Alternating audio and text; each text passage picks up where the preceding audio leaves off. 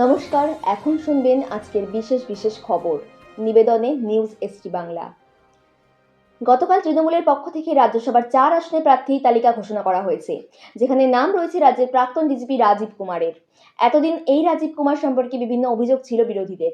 বিরোধীরা দাবি করতেন এই রাজীব কুমার হচ্ছেন সেই ব্যক্তি যিনি তৃণমূলের অনেক গোপন খবর জানেন। মুখ্যমন্ত্রী মমতা বন্দ্যোপাধ্যায়ের এক আকস্মিক সিদ্ধান্তে তোলপাড় রাজনৈতিক মহল। সদ্য অবসরপ্রাপ্ত পুলিশ কর্তা রাজীব কুমারকে রাজ্যসভার প্রার্থী করে সকলকে চমকে দিয়েছেন তিনি। একসময় যার মেয়াদ বাড়ানো নিয়ে সংশয় ছিল, সেই রাজীব কুমারই এখন তৃণমূলের সংসদীয় রাজনীতির অন্যতম রূপের তাস। 26-এর বিধানসভা নির্বাচনের আগে ক্রমশ পারদ চড়েছে বঙ্গ রাজনীতিতে। অনেকদিন ধরেই রাজ্যের বিরোধী দলনেতা শুভেন্দু অধিকারী দাবি করছেন মমতা বন্দ্যোপাধ্যায়কে এবার তিনি ভবানীপুরেও পরাজিত করবেন, যার ফলে প্রশ্ন উঠছে যে তাহলে কি শুভেন্দু অধিকারী নিজেই হতে চলেছেন ভবানীপুরের বিজেপি প্রার্থী। রবিবার শেষ সুপার 8-এ ইডেনে মুখোমুখি হবে ভারত ও ওয়েস্ট ইন্ডিজ। এই ম্যাচ থেকেই নির্ধারিত হয়ে যাবে কারা উঠবে সেমিফাইনালে আর কারা নেবে বিদায়। তাই দুই দলের কাছেই এই ম্যাচ অত্যন্ত গুরুত্বপূর্ণ। পরীক্ষা শেষ হতেই সরিয়ে দেওয়া হলো উচ্চ মাধ্যমিক শিক্ষা সংসদের সভাপতিকে। সরিয়ে দেওয়া হলো উচ্চ মাধ্যমিক শিক্ষা সংসদের সভাপতি চিরঞ্জীব ভট্টাচার্যকে। এবার শুধু সামলাবেন যাদবপুর বিশ্ববিদ্যালয়ের উপাচার্য পদ। উচ্চ মাধ্যমিক শিক্ষা সংসদের সভাপতি হচ্ছেন প্রাথমিক শিক্ষা পর্ষদের উপসচিব পার্থ কর্মকার। 2 মার্চ থেকে নতুন সভাপতি পদে যোগ দেবেন পার্থ কর্মকার। আগামী বিধানসভা নির্বাচনে মুখ্যমন্ত্রী মমতা বন্দ্যোপাধ্যায়ের বিরুদ্ধে কি ফের শুভেন্দু অধিকারীকেই তুরুপের তাস করতে চলেছে বিজেপি? কেন্দ্রীয় প্রতিমন্ত্রী সুকান্ত মজুমদারের সাম্প্রতিক এক মন্তব্যে এই জল্পনা এখন তুঙ্গে। মুখ্যমন্ত্রী যদি ফের নন্দীগ্রাম বা তার পার্শ্ববর্তী কোনো আসনে প্রতিদ্বন্দ্বিতা করেন, তবে বিজেপি রণকৌশল কি হবে তা নিয়ে মুখ খুললেন সুকান্ত। শোনা যাচ্ছে চতুর্থ বিয়ে সেরে ফেলেছেন শোয়েব। এবারও তার নাম জড়ালো অভিনেত্রীর সঙ্গে। পাক টেলিভিশনের পরিচিত মুখ এই অভিনেত্রী। প্রাক্তন টেনিস তারকা সানিয়া মির্জাকে বিয়ে করে ভারতের জামাই হন পাকিস্তানের প্রাক্তন ক্রিকেটার শোয়েব মালিক। ইরানের হরমোজগান প্রদেশের মিনাব শহরে এক ভয়াবহ নারকীয় হত্যাকাণ্ডের সাক্ষী থাকল বিশ্ব।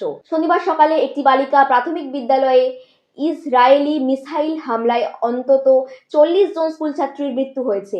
রাষ্ট্রীয় বার্তা সংস্থা ইরনা নিশ্চিত করেছে যে এই নৃশংস হামলায় প্রাণহানির পাশাপাশি আরও 45 জন গুরুতর আহত হয়েছেন।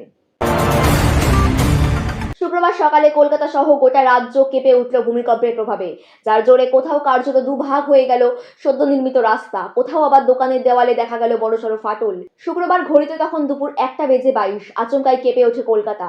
ভূমিকম্পের ঝাঁকুনি টের পাওয়া যায় পার্শ্ববর্তী এলাকাতেও। কেন্দ্রীয় সরকারি কর্মীদের দীর্ঘ প্রতীক্ষার অবসান ঘটতে চলেছে। 2026 সালের জানুয়ারি মাস থেকে 8ম বেতন কমিশন কার্যকর হওয়ার সম্ভাবনা নিয়ে জোর চর্চা শুরু হয়েছে জাতীয় স্তরে। সূত্রের খবর, এই নতুন পে কমিশনের অধীনে কর্মচারীদের বেসিক পে বা মূল বেতন 1 লাফে 66% পর্যন্ত বৃদ্ধি হতে পারে। উত্তর দিল্লির ওয়াজিরাবাদে লিভ ইন সঙ্গী যৌনাঙ্গ ক্ষতবিক্ষত করে পালানোর এক চাঞ্চল্যকর ঘটনা প্রকাশ্যে এসেছে। আক্রান্ত যুবকের নাম বিশ্বজিৎ, বয়স আনুমানিক 22 বছর, যিনি পেশায় একজন হাতুড়ে ডাক্তার। উত্তরপ্রদেশের রামপুরের বাসিন্দা বিশ্বজিৎ কাজের সূত্রে দিল্লিতে আমিনা খাতুন নামে এক যুবতীর সঙ্গে পরিচয় ও প্রেমে জড়িয়ে পড়েন।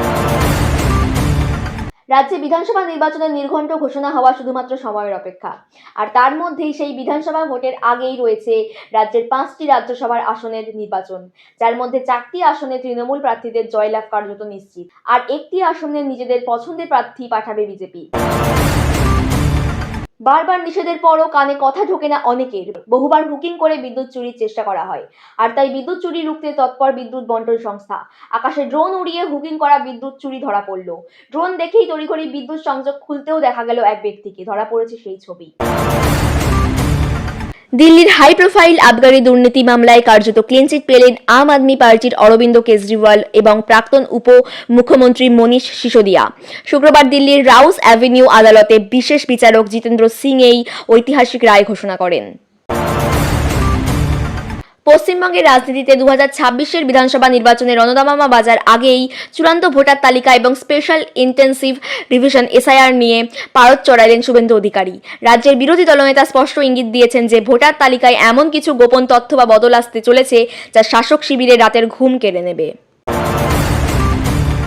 শুধু কলকাতা নয়, ভূমিকম্পে কেঁপে উঠেছে পার্শ্ববর্তী বাংলাদেশও। শুক্রবার এক আকস্মিক ভূমিকম্পে কেঁপে উঠল বাংলাদেশ ও ভারতের পশ্চিমবঙ্গের বিস্তীর্ণ অঞ্চল। দুপুর 1:52 29 সেকেন্ডে অনুভূত এই কম্পনের উৎপত্তিস্থল ছিল বাংলাদেশের দক্ষিণ পশ্চিমাঞ্চলীয় জেলা সাতক্ষীরার আশাশুনি উপজেলায়। নৃশংসতার সীমা পার, চরম অমানবিক সাক্ষী থাকলো জগন্নাথের ভূমি। একই দিনে দুবার ধর্ষণের শিকার হলেন এক যুবতী। প্রথমে তার প্রেমিক ধর্ষণ করেন, তারপরে এক অজ্ঞাত পরিচয় ব্যক্তি ওই যুবতীকে সাহায্যের নাম করে ফের ধর্ষণ করে। ধর্ষণের পর নির্যাতিতাকে 4তলা বিল্ডিং থেকে ফেলে দেয় অভিযুক্ত। একেই বোধহয় বলে কনফিডেন্স তথা রাজ্যের ভোটারদের প্রতি অগাধ আস্থা। বিধানসভা নির্বাচনের আগে রাজ্যসভা ভোটে তৃণমূল কংগ্রেসের 4 জন প্রার্থীর নাম ঘোষণায় রাজ্য রাজনীতিতে রীতিমতো বিতর্ক শুরু হয়েছে।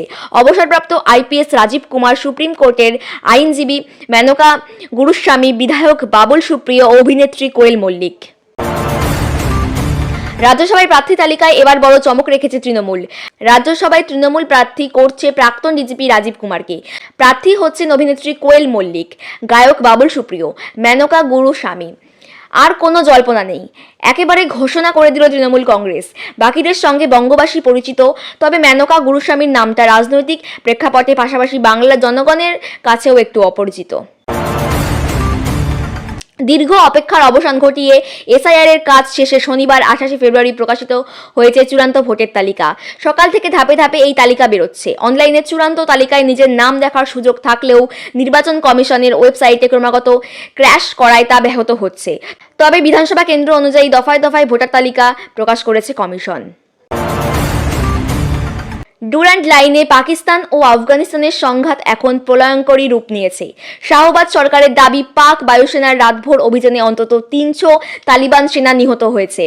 গুড়িয়ে দেওয়া হয়েছে 89টি জঙ্গি ঘাঁটি এবং 135টি ট্যাঙ্ক। ইসলামাবাদের দাবি অনুযায়ী শুক্রবার রাতে আফগানিস্তানের 29টি জায়গায় অতর্কিত বোমাবর্ষণ করেছে তাদের যুদ্ধবিমান। 2 দশকের পর বাংলায় এসআইআর। শনিবার চূড়ান্ত ভোটার তালিকায় প্রকাশের পর দেখা গেল উত্তর কলকাতায় আরও 17,000 নাম বাদ পড়ল।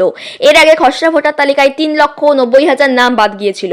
ফলে এখনো পর্যন্ত 4,07,000 নাম বাদ গেল। আরও 40,000 ভোটারের নাম অমীমাংসিত তালিকায় রয়েছে। হুগলির পান্ডুয়াতে চলছিল পুকুর খনন। গরমের আগে গ্রামে মাঝে মধ্যেই এই ধরনের পুকুর খনন চলতে থাকে। তবে এবার ঘটল অন্য ঘটনা। পুকুর খুঁড়তে গিয়েই হইচই পড়ে গেল পান্ডুয়ায়, কারণ সেখান থেকে উদ্ধার হলো বিষ্ণু মূর্তি। প্রাথমিকভাবে অনুমান, এই মূর্তিটি কোষ্ঠী পাথরের 8ম অথবা দ্বাদশ শতাব্দীর হতে পারে। কেন্দ্রীয় সরকারি কর্মচারীদের জন্য সুখবর। 8ম বেতন কমিশন নিয়ে জোর জল্পনা শুরু হয়েছে দেশজুড়ে। নতুন পে কমিশনের সুপারিশ মানা হলে সরকারি কর্মীদের ন্যূনতম বেতন 1,66% পর্যন্ত বৃদ্ধি পেতে পারে। বর্তমানে 7ম বেতন কমিশন অনুযায়ী সর্বনিম্ন বেতন 18,000 টাকা হলেও নতুন নিয়মে তা বেড়ে 30,000 টাকার কাছাকাছি পৌঁছানোর সম্ভাবনা তৈরি হয়েছে। শনিবার রাজ্যে প্রকাশিত হয়েছে এসআইআর এর এক চূড়ান্ত তালিকা। জেলায় জেলায় ইতিমধ্যেই পৌঁছে গিয়েছে তালিকা। এখনো পর্যন্ত গত 16 ডিসেম্বর প্রকাশিত প্রথম খসড়া তালিকা ও চূড়ান্ত তালিকার মোট ডিলিগেট ভোটার মিলিয়ে ভোটার তালিকা থেকে নাম বাদ পড়েছে প্রায় 65 লক্ষ।